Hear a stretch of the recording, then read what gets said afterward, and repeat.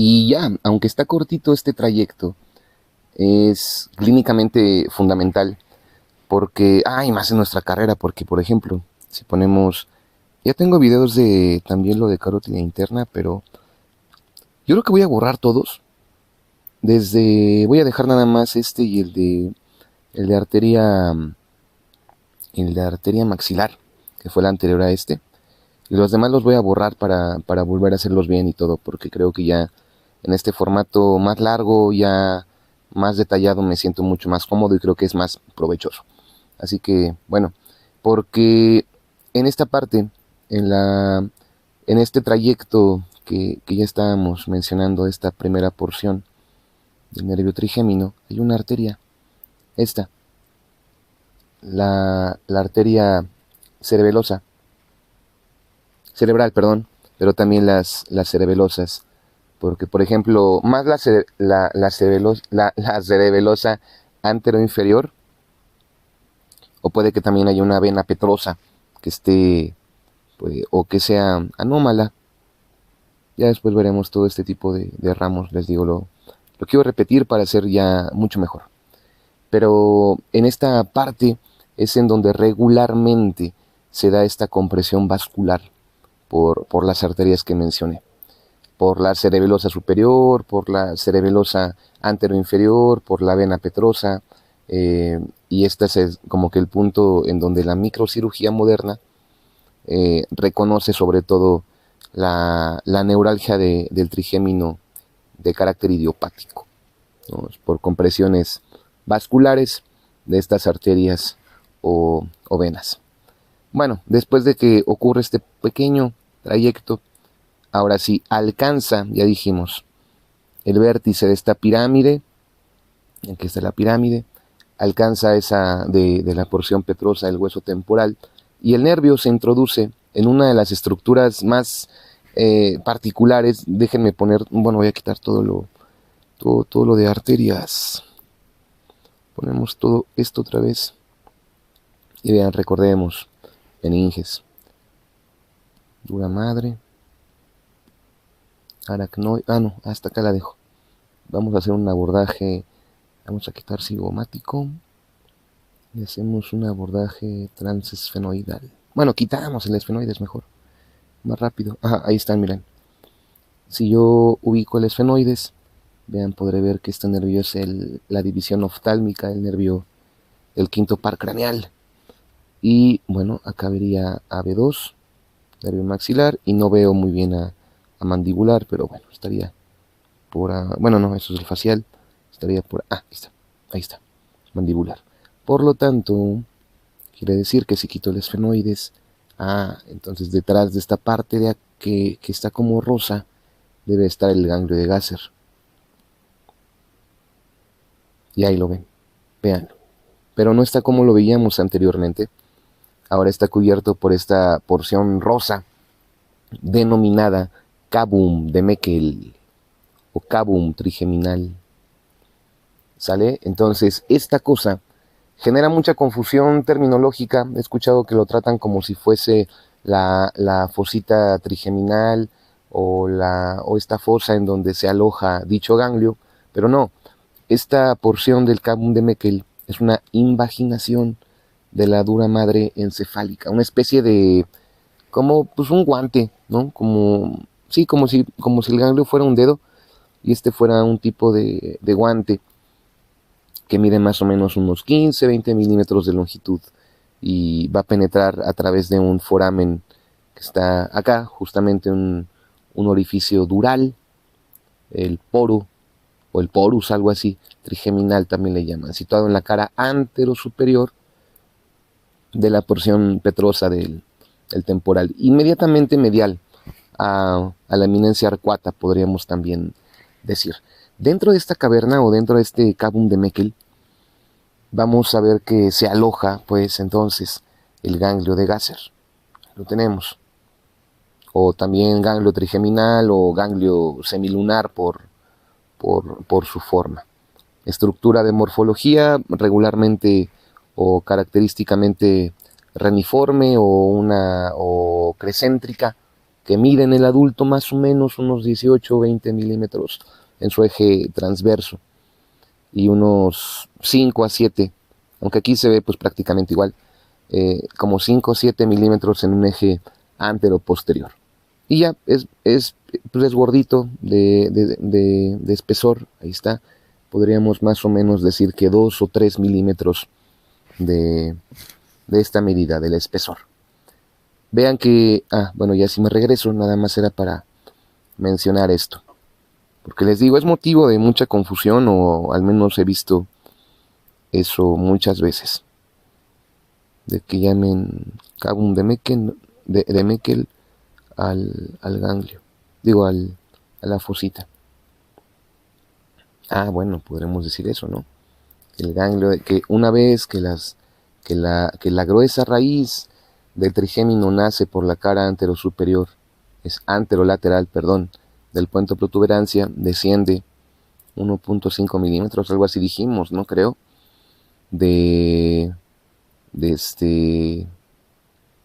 para inferior y anterior, ligeramente oblicuo, y después se establece como en la porción del vértice anterior de la porción petrosa del hueso temporal, y ahí es en donde nace y se aplana, se aplana y nacen este ganglio de Gasser, que se sienta entonces en una concavidad llamada fosita trigeminal, que está obviamente en las alas mayores del hueso esfenoides, pero este ganglio está recubierto por una estructura de la dura madre, un desdoblamiento de la misma llamada Cavum de Meckel, en donde tenemos ahí líquido cefalorraquídeo para el mantenimiento pues funcional u homeostático de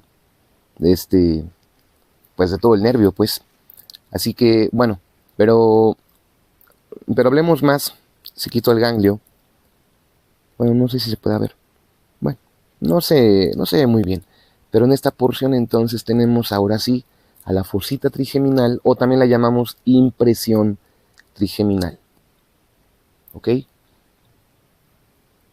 Que ya depende el texto que ustedes vean, van a situarla ya sea en el hueso esfenoides o en el hueso temporal.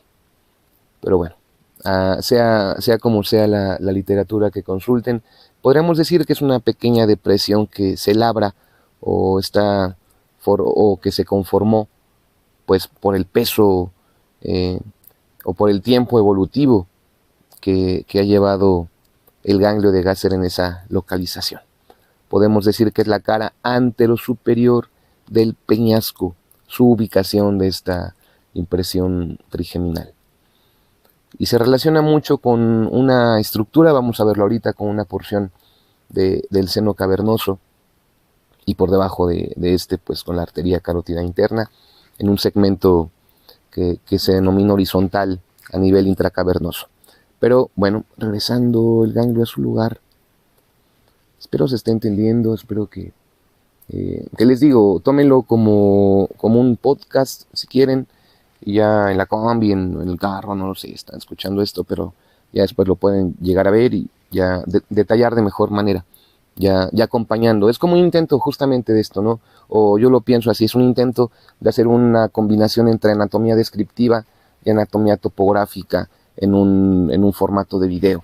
Por eso es mi interés de que se puede usar, ya sea viéndolo o solamente escuchándolo, creo yo. Así que, bueno, también aquí llega un punto, ahorita que me acordé, llega un punto bien importante, también motivo de confusión, que inclusive yo también, sigo luchando, pero desde el punto de vista histológico, sí hay razón en ello. Muchas veces seguramente han escuchado que se ha discutido que el ganglio de Gasser, es que, ¿cómo decirlo? En la nomenclatura clásica se sigue utilizando al ganglio como un origen real para el nervio trigémino. Y sí, desde un sentido, yo lo que les digo es que yo digo, no, es que está fuera. del tallo y es topográficamente ubicable, no es un origen real. Pero sí, histológicamente hablando, pues como alberga o guarda los somas de neuronas sensitivas de primer orden, cuyas prolongaciones centrales conducen a los núcleos principal y núcleo espinal, pues esto ya establece que sí, el ganglio de Gasser podría considerarse un segundo origen real, pero fuera del tronco encefálico.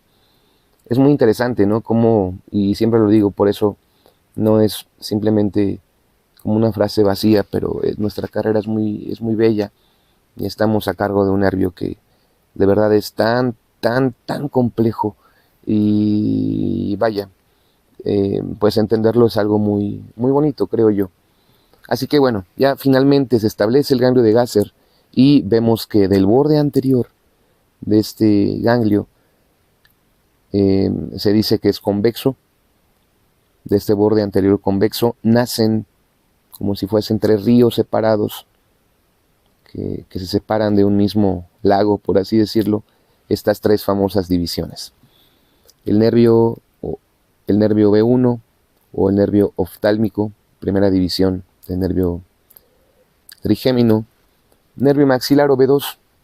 Bueno, pero hay que seguir profundizando. Aquí ya puedo decir, bueno, la división B1 sale del cráneo a través de la hendidura esfenoidal o fisura orbitaria superior.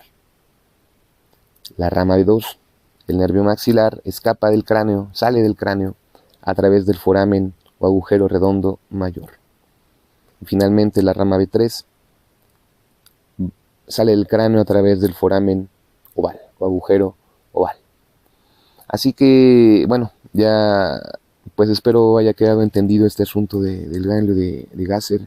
Les digo, está interesante y pues me cuesta a veces manejarlo porque, bueno, topográficamente no me gusta, pero fisiológicamente y sobre todo histológicamente tiene razón. Eso se define, o así se define pues un origen real, el sitio de origen o de descanso de los somas de los cuerpos neuronales de estos impulsos nerviosos, de donde nace, justamente por eso se dice, ¿no?, de las neuronas de primer orden. Así que sí se puede considerar también como un origen real del nervio trigémino. Bueno, creo que con esto ya se concluye hasta aquí, digamos, la parte aburrida. Creo que ya ahora sí empieza lo bueno. Comenzamos hablando de la división oftálmica, la más delgada de estas tres ramas. Ya habíamos dicho entonces que de estas convexidades anteriores del ganglio de Gasser van a nacer estas tres ramas. Y esta es la más delgadita, más o menos 2 o 3 milímetros de calibre, exclusivamente sensitiva. Y podemos decir que emerge de la porción, o es la más rostral en su emergencia. Desde el ganglio se va a dirigir hacia adelante y ligeramente hacia abajo, se dice. Bueno, en este primer segmento ahí se ve, ¿no?, más o menos. O digan ustedes nada más que anterior, igual es válido, creo yo. Digo, tampoco creo que es el objetivo que este video de no sé cuántas horas vaya a durar, pero que no sea el objetivo recitarlo de pe a pa como si fuera nada más algo, pues eso, ¿no?, como un ejercicio de repetición, sino que de aquí tomen lo que les importe, lo que les interese, lo que les sirva, y lo resuman y hagan su propio camino intelectual para entenderlo. Pero bueno, se dirige hacia adelante, ligeramente hacia abajo, e ingresa de inmediato en la pared lateral de una estructura que otra vez hay que recordar, que también arterias, no tantas. Ahí está. Descripción clásica en la anatomía de este par craneal. Avanza hacia anterior o se dirige hacia la parte anterior e ingresa de inmediato o pasa por la pared lateral del seno cavernoso, donde más o menos entonces recorre unos 25-30 milímetros en posición inferior respecto a los nervios, también vamos a mencionarlos. El 4, que es el troclearo patético. El 3, el oculomotor, motor ocular común, ya lateral en relación o respecto al nervio 6, al abducens. El único de los pares oculomotores que transita por el interior, se dice, aunque aquí se ve por arriba, pero pasa por dentro de esta cavidad venosa del seno y no por su pared, como estos que mencioné. Así que podemos decir que en este camino, en este segmento cavernoso, el oftálmico va a recibir filetes simpáticos que van a provenir de una porción. Bueno, no voy a profundizar mucho en esto ahorita, ya después veremos hasta el final, yo creo, las anastomosis para que se entienda bien, pero aquí llegan conexiones muy importantes que después podemos relacionar con síndromes como el síndrome de Horner, cuando se lesiona, pues vaya, alguno de estas ramas anastomosantes. ¿Qué más podemos decir? Bueno, miren acá qué lindo detalle. Pero podemos decirlo más simple. El nervio oftálmico avanza por la pared lateral del seno cavernoso junto con el nervio 4. Digo 4, 3 y 6. Y así lo podemos dejar, ¿no? Pero inmediatamente, vean cómo va llegando a través de la hendidura esfenoidal, va para la entrada de la órbita.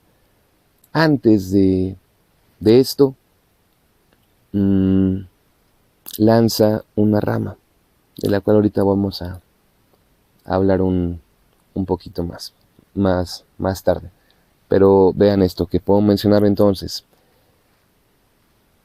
La rama B1 del trigémino, el nervio oftálmico, el nervio troclear o patético, el 4, el oculomotor, el 3, motor ocular común, y el 6, que es el abducens o motor ocular externo, avanzan hacia anterior, todos a excepción del nervio abducens a través de la pared lateral del seno cavernoso, para penetrar o salir del cráneo a través de la hendidura esfenoidal o fisura orbitaria superior. Pero antes de hacerlo, el nervio oftálmico lanza un ramo tentorial que se queda en el cráneo. Y bueno, pues este se va para esta porción del tentorio, de la tienda del cerebelo. ¿Qué les digo? Ahorita vamos a hablar ya después de estas integraciones a nivel pues intracraneal. ¿Qué más podemos mencionar? Bueno, inmediatamente antes de la entrada, o algunos autores dicen, bueno, de nuevo, pues la anatomía no es una ciencia exacta, puede ser antes de entrar o ya después de que entró a la órbita. Bueno, voy a quitar el hueso. Ahí está, véanlo. Se dice que inmediatamente antes de su entrada en la órbita, en la región, digamos, lo que se denomina como ápex orbitario, el oftálmico se va a dividir en sus 3 ramas terminales. Pero vean acá, en este caso, en este modelo, se ve que entra y después se divide, pero les digo, bueno, ya depende de cada cosa. Pero el oftálmico se va a dividir en sus 3 ramas terminales. El nervio frontal, el nervio lagrimal y el nervio nasociliar. Está bien chiquito luego cuesta. Ahí está. Va. Bueno, entonces repetimos, este nervio abandona el oftálmico, vean cómo camina junto con el 3, el 4 y el 6, y a través de la fisura orbitaria superior, esta hendidura que vean acá, ahí se ve mejor, o hendidura esfenoidal, mide aproximadamente unos 22 milímetros en su eje mayor, y pues se separa, o es una rajadita que queda entre el ala mayor del esfenoides y el ala menor del mismo. Pues, creo que ya. A ver, ya a estas divisiones del nervio oftálmico, podemos decir, no, aquí está, qué burro, ya lo quité, ahí estaba, el nervio oftálmico, podemos decir que de estas tres divisiones, empecemos por la más gordita, por el nervio o la división frontal. Esta, vean cómo va a penetrar por la órbita, ya lo dijimos, pero por la porción, por fuera de una, hay que ponerlo acá una vez, pongámoslo por fuera de, hasta que me acordé. Igual va a haber ahí cambios, supongo, de nomenclatura o que en libros venga distinto, pero bueno, estamos viendo los músculos oblicuos de los músculos oblicuos, los músculos extrínsecos del globo ocular, ya saben, ¿no? Estos 6, recto inferior, inervado por el tercer par craneal, recto medial, de nueva cuenta, inervado por este. Bueno, aquí igual faltan más, pero porque por ejemplo, creo que aquí está el elevador, pero no está el recto superior y demás, pero son estos músculos extrínsecos. Acá tengo el oblicuo superior, el oblicuo mayor, importante porque vean cómo, o se llama oblicuo porque vean cómo nacen desde la parte posterior de la órbita a nivel de esta estructura que parece tocino, que se llama anillo tendinoso de sino, anillo tendinoso común. Vean cómo este músculo oblicuo mayor avanza postero anteriormente y llega a un punto en el que se dobla, se agarra a esta cosa que se llama tróclea, que está obviamente en la fosita troclear, en la cara o en la porción orbitaria del hueso frontal. Importante, también se llama polea de reflexión para el músculo oblicuo superior. Importante entonces cómo este nervio frontal discurre por todos estos elementos, nace o avanza por fuera del anillo tendinoso de Sin, ahí está, y se va por todo el techo orbitario en la cara superior o arriba del músculo elevador del párpado superior. Prácticamente en un trayecto rectilíneo. Voy a transparentar un poquito para que se vea mejor, ¿no? Ahí está. Prácticamente pues así derechito, ¿no? Aproximadamente unos 25 milímetros. A medio camino, o aunque acá parece que más en la porción ya prácticamente cercano a este reborde orbitario, pero se dice que más o menos que a la mitad se va a dividir el nervio frontal en dos ramas, o en dos ramos, el supraorbitario lateral y el supratroclear medial. ¿Ok? Vean cómo este supratroclear, que es medial, abandona la órbita pasando por encima, o pasa por arriba de quién. Pues obviamente lo que les comentaba de ¿cómo se llama? De la tróclea, ¿no? De esta polea de reflexión para el músculo oblicuo superior. Y se va a distribuir, voy a quitar todos estos músculos de la expresión facial, se va a distribuir en la porción medial de la frente y en la porción de la raíz nasal. Mientras tenemos esta segunda división del frontal llamado, dijimos, supraorbitario. Esta división lateral o externa, que emerge a través del foramen, o en todo caso incisura, o cisura, o como le llaman también, o escotadura supraorbitaria, porque ya saben, ¿no? Que se dice que presente como agujero verdadero esta estructura, o el agujero supraorbitario se encuentra entre el 25 y el 30% de la, según yo con 25-35% de la población, según pues varias series de tipo antropométrico. Así que vean cómo esta estructura se sitúa en el borde superior de este reborde supraorbitario o marco orbitario, como quieran llamarlo simplemente. Se dice que a unos, y bueno, acá compañeros forenses sabrán mejor esto, ¿no? que más o menos unos 27, más o menos 25, 27 milímetros, pues alejado de la línea media central, ¿no? Y vean cómo estos filetes, ay, perdón, mi voz la tengo bien fea. Igual hasta borro bueno, es que siento que está bien el recorrido, pero mi voz me está traicionando. No, y la tengo que cuidar porque, bueno, el jueves, ahí en La Perla voy a hacer promoción otra vez para que vayan. Pero, bueno, ¿qué estaba diciendo? Bueno, que estos filetes suben por la piel cabelluda o el cuero cabelludo, como quieran. Es que siempre digo cuero, el de los chicharrones, pero lo correcto creo que sería piel cabelluda. Y llega a alcanzar en muchos individuos, vean, bueno, también podemos mencionar que se subdivide en dos ramos, a su vez, o sea, el supraorbitario se divide en dos ramos, supraorbitario, dos ramos, ramo medial, ramo lateral. Pero estos entonces alcanzan en muchas ocasiones hasta el vértex o esta porción más superior del cráneo. O luego comentan que hasta la sutura lambdoidea, no depende, pero va a dar esta importante inervación. Ahorita nada más están, bueno, si se están dando cuenta, creo que me estoy centrando en el recorrido topográfico.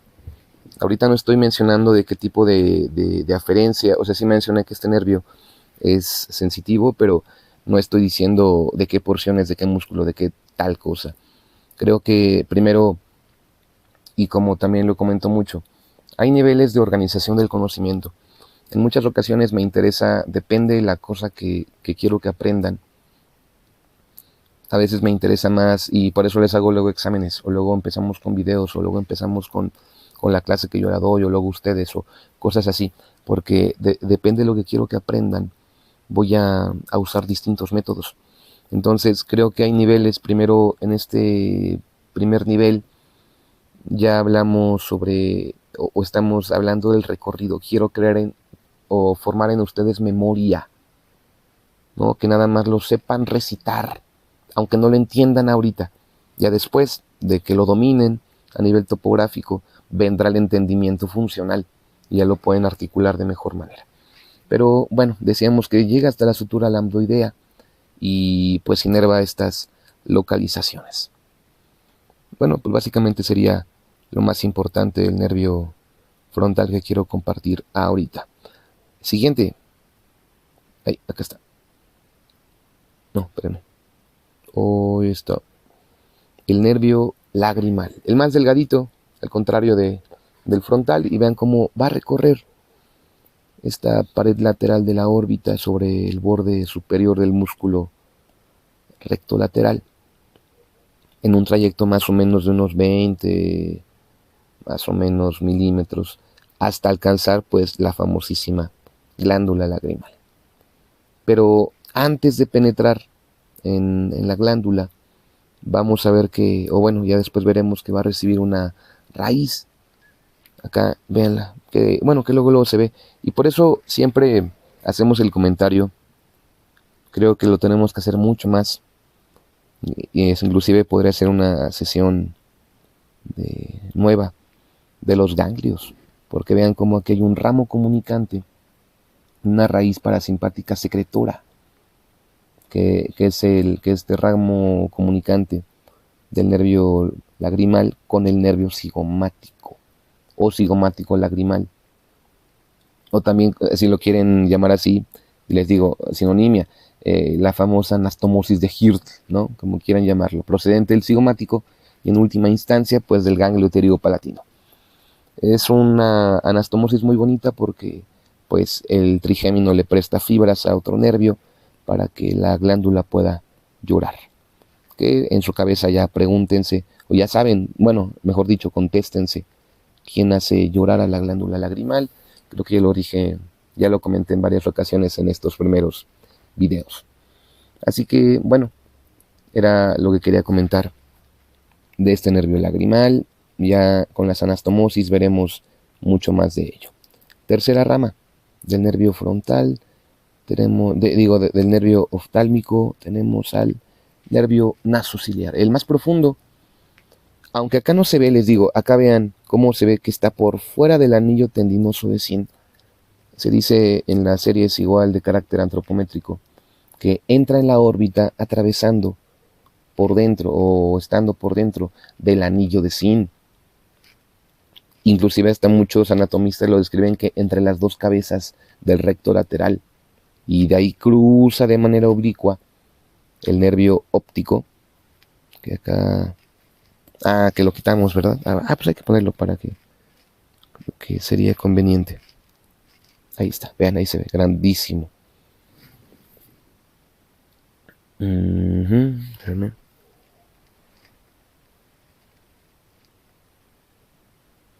Ahí está el naso ciliar. Y vean, decíamos que cruza oblicuamente, pasando por fuera, o por arriba, pues, del nervio óptico. Bueno, por arriba, pero por dentro del anillo tendinoso de Zinc, y discurre hacia la pared medial. Y ven inclusive acá cómo se ve muy, pues muy arriba, ¿no? Les digo, ya depende de cada autor. Y sigue ese trayecto por la órbita en un camino más o menos de unos 30, 35 milímetros aproximadamente. Y en su camino va entregando distintos nervios. Por ejemplo, me acerco, estos nervios ciliares largos. Ahí se ven al fondo, pero me voy a quitar esto. Ahí está. Nervios ciliares largos. 2 o 3 filetitos que van a penetrar en la esclerótica, en su cara posterior, y van a conducir una sensibilidad a la córnea y al iris también. Entonces vamos a ver que en esta porción va a haber una raíz sensitiva del ganglio ciliar, famosísimo, que va a hacer a través del nervio etmoidal posterior. Bueno, igual, de nueva cuenta, creo que primero lo topográfico y después ya lo funcional. Acá ocurre algo muy interesante, ¿no? Pero vean cómo entonces el trigémino sí colabora para este tipo de sensibilidad para la parte esclerótica posterior. Y también la córnea y el iris. Pero bueno, este nervio es el primero de los que quería mencionar. Pero tenemos entonces, había mencionado ahorita a un nervio etmoidal posterior, ¿no? Ahí está.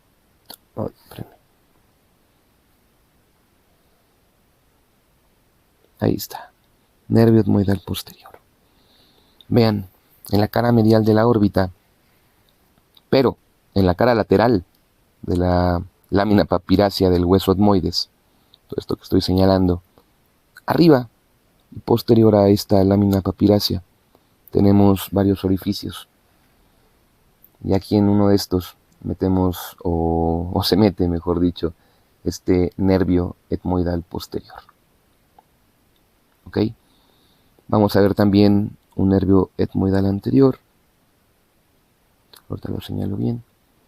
Que va a penetrar por este nervio etmoidal anterior, obviamente. Bueno, ahorita lo ponemos. Y finalmente este nervio infratroclear. Por eso puse ahorita la tróclea de manera, a propósito, para que mencionáramos eso, ¿no?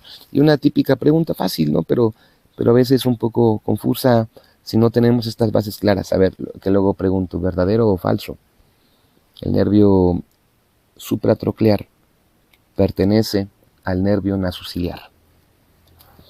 Y pues obviamente es falso, porque el nervio supratroclear pertenece a la división frontal, o al nervio frontal, mientras el nervio infratroclear pertenece al nervio nasociliar.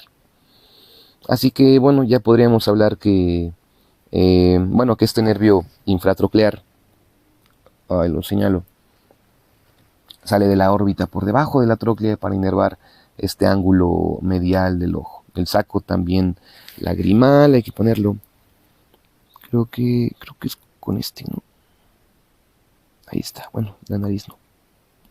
La nariz la quitamos. Bueno, no toda, porque vamos a A verla, de hecho. Ahí está, ¿no? Toda esta porción del saco lagrimal y también la porción del dorso nasal, que también vamos a ver cómo la inerva esta división oftálmica del nervio trigémino. ¿Qué más? Bueno, podríamos decir que ahorita me salté a este nervio etmoidal anterior, perdón, acá, anterior, porque las que mencioné ahorita son las ramas colaterales. Y de nueva cuenta, aquí entramos en un montón de cuestiones de discusión o a veces de confusión anatómica. Y bueno, acá yo voy a considerar nada más en este estudio a la rama terminal como el nervio etmoidal anterior. Aunque no será raro que encuentren que son dos terminales, dos colaterales, o bla, bla, bla. Pero les digo, a veces me interesan más los motivos funcionales que los estrictos sentidos anatómicos que a veces se dan a interpretaciones variopintas. ¿Qué más? ¿Qué más? Bueno, este nervio etmoidal anterior va a penetrar por el foramen etmoidal anterior, asciende hacia la fosa craneal anterior. Vamos a verlo desde acá, véanlo. Ahí está. Voy a quitar este músculo. Ahí está. Y vean cómo va a la fosa craneal anterior, discurre por debajo de la dura madre, sobre esta estructura que llamamos lámina cribosa. Más o menos pasa por ella unos 10 milímetros y luego desciende hacia la cavidad nasal. Vean cómo se mete. Ahí medio se ve, ¿no? el trayecto. Y bueno, a través, o esto como lo hace, a través de una hendidura pues propia en la lámina cribosa. Recorre el tabique o recorre la porción del septum, esta porción de la cara medial de la cavidad nasal, y finalmente pues llega al hueso nasal y al cartílago lateral como el nervio nasal externo. Aquí no lo marca, pero bueno, no importa. Pero prácticamente termina hasta la punta de la nariz en un viaje pues ya total como de 40 y más o menos 45 milímetros que va a cruzar estos tres compartimentos o estas tres porciones. Podemos decir que... ¿Cuánto llevo? Ok. Creo que vamos a acabar ya en este capítulo, el B1.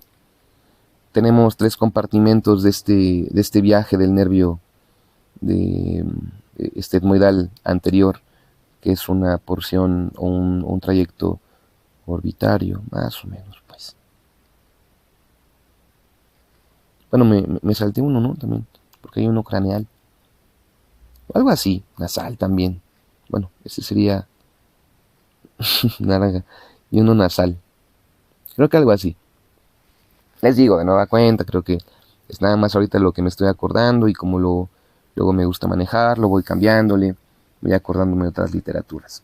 Y luego platicaba con el doctor Llamas, ¿no? Que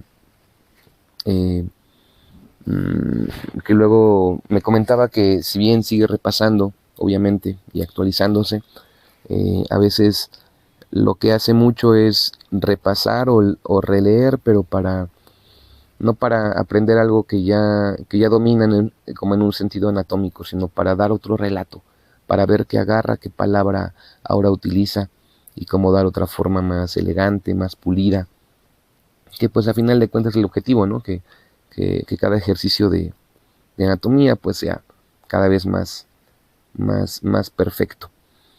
Y bueno, decíamos entonces este trayecto en esta cavidad nasal es muy enredado y pues vaya, es básicamente lo correspondiente a la topografía de esta división oftálmica. A ver, ¿qué les parece? O hay que probar. Ya tratamos el recorrido topográfico. Vamos a ver, o les voy a hablar sobre ahora sí las funciones, algunas anastomosis, inclusive, no sé, algunas cuestiones de bloqueos anestésicos.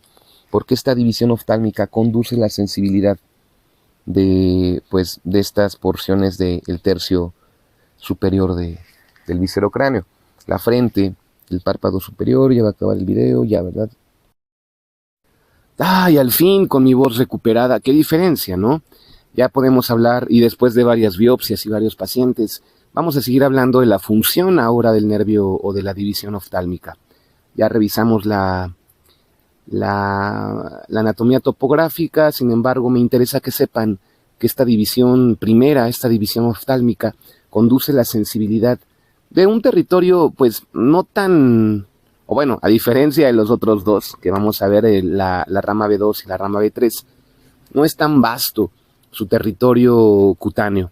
Vamos a limitarnos al terreno del primer o del tercio superior, frente, párpado superior, dorso nasal, córnea, conjuntiva, mucosa nasal, antero superior, senos frontales y etmoidales, parte de la dura madre también a nivel supratentorial.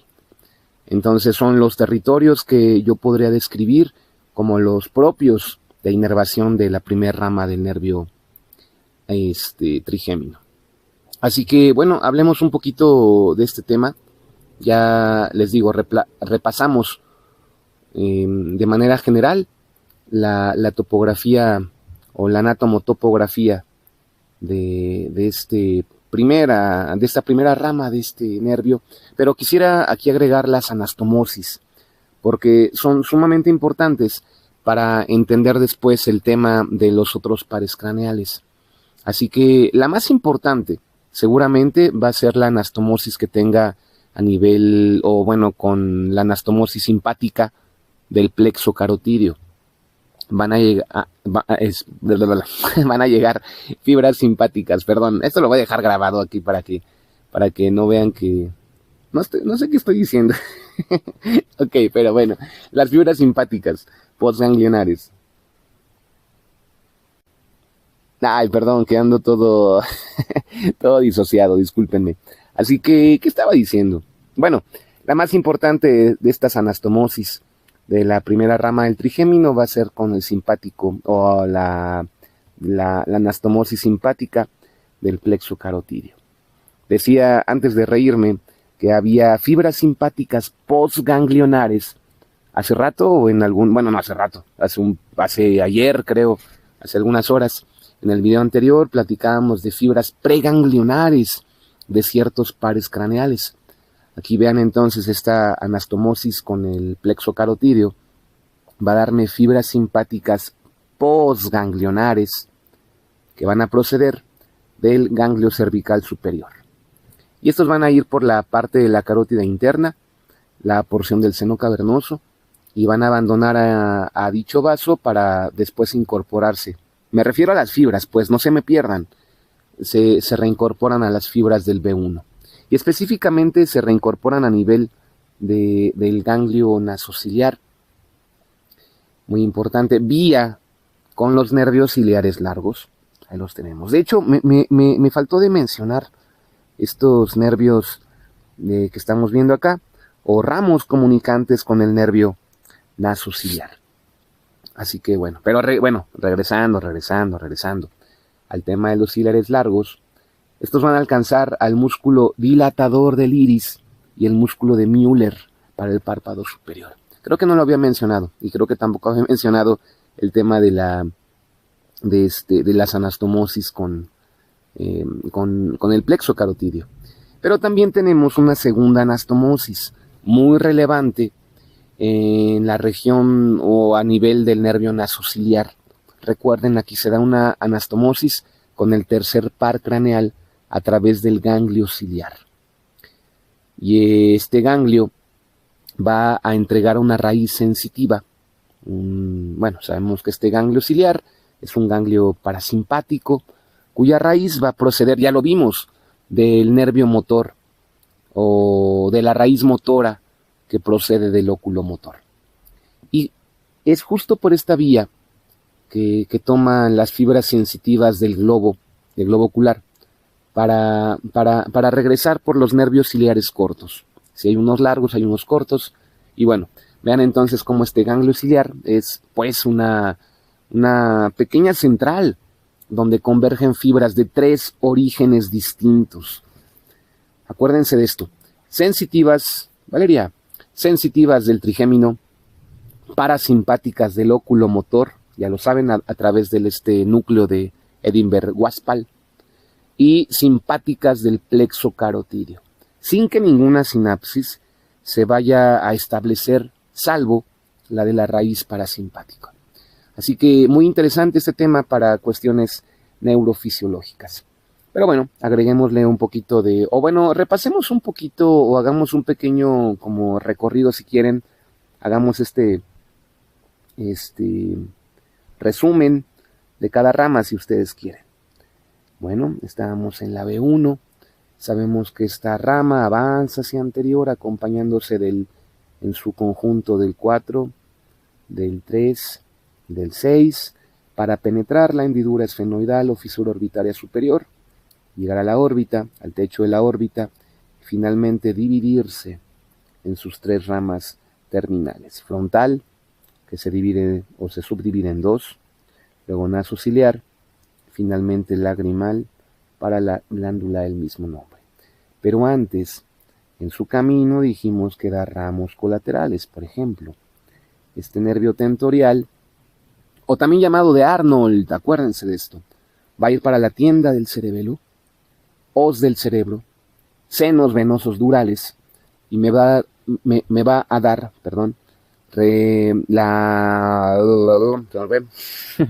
ando muy disociado, la nocicepción paquimeningia, es decir, a nivel de las meninges, y por eso también se relaciona con las cefaleas de carácter profundo. Después tenemos al frontal, ahí lo tenemos, el más gordito de todos, las ramas divisorias o finales o terminales del nervio oftálmico, y sabemos que este nervio va a irse, pues obviamente, para la frente, en sus 2 ramos supratroclear y supraorbitario, y el supratroclear, la rama medial, me va a dar la sensibilidad somática general de la porción medial de la piel del rostro, la porción de la raíz de la nariz. Y finalmente el supraorbitario va para la piel cabelluda, hasta el vértex, dijimos, va también a inervar seno frontal, y también la parte del párpado superior a nivel lateral.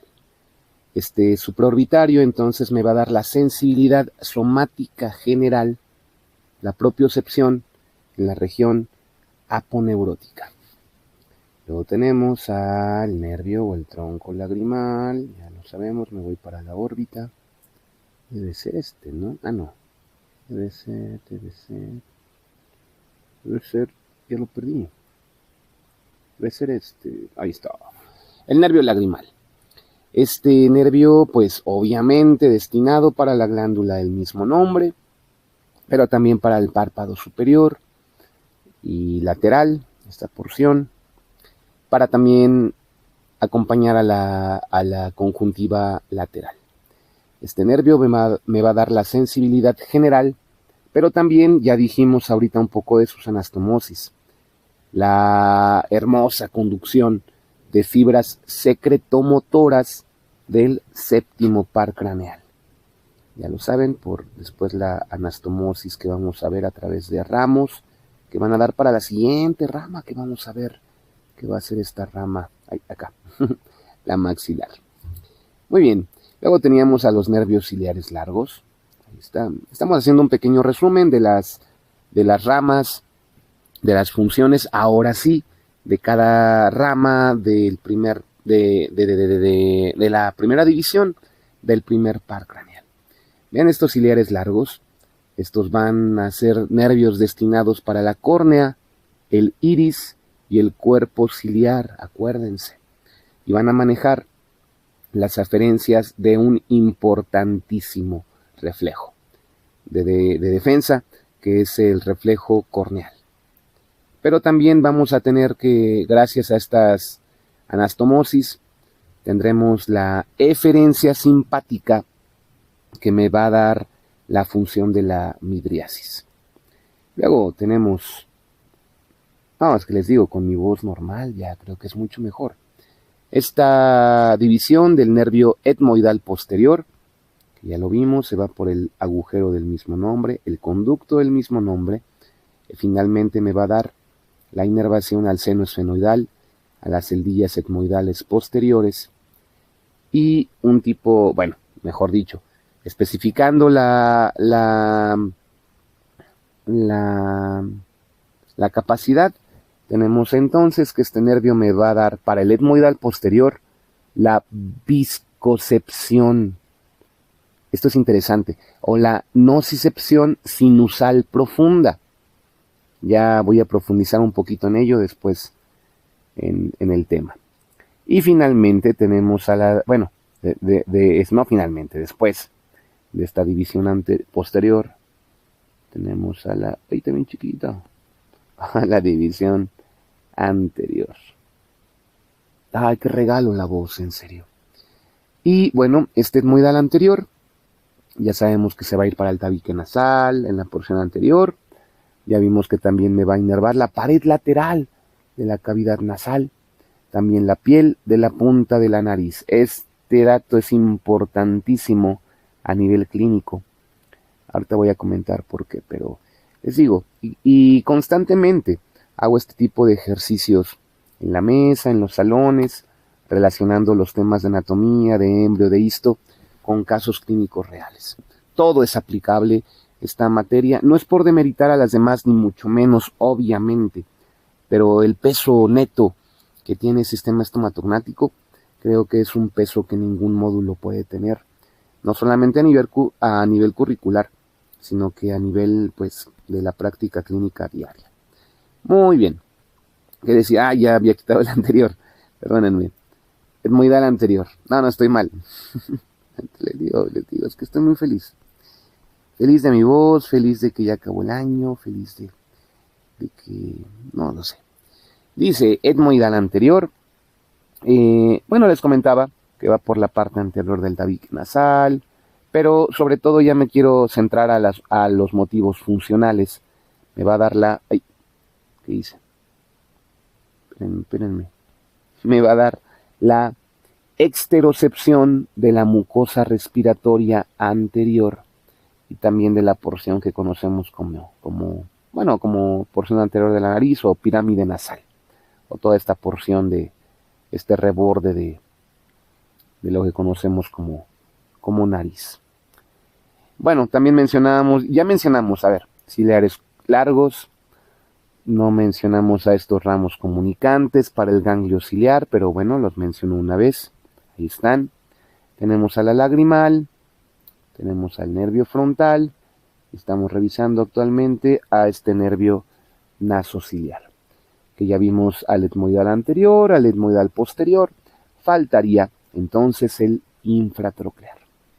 Este ya dijimos, miren por su ubicación, me va a dar la inervación del saco lagrimal, de la carúncula, también lagrimal, de la conjuntiva a nivel medial y la piel del puente a nivel nasal.